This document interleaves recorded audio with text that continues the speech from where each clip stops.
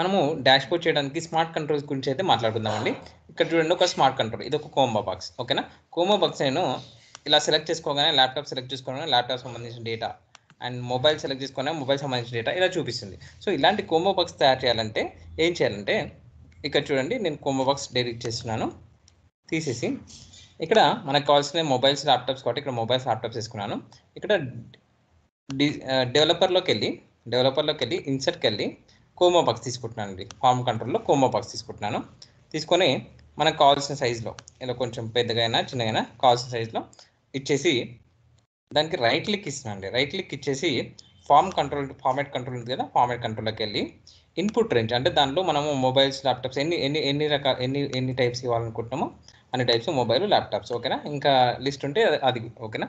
అలా ఇచ్చేసి input range ఇచ్చేసి సెల్ లింక్ అంటే మనం మొబైల్ సెలెక్ట్ చేసుకున్నప్పుడు అది ఎన్నోది అండ్ ల్యాప్‌టాప్ సెలెక్ట్ చేసుకున్నప్పుడు ఎన్నోది అనేది చూపిస్తుందనమాట. ఆ సెల్ లింక్ అనేది ఇక్కడ ఇచ్చేస్తున్నాను.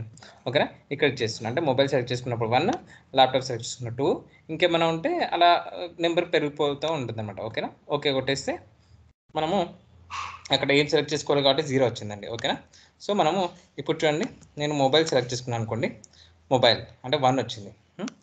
ల్యాప్‌టాప్ సెలెక్ట్ చేసుకున్నాను అనుకోండి 2 వచ్చింది. ఓకేనా?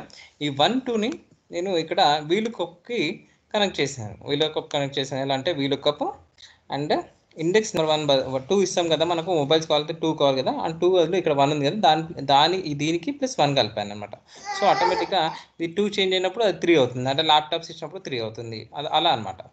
ఇండెక్స్ నెంబర్ అనే టైప్స్ మొబైల్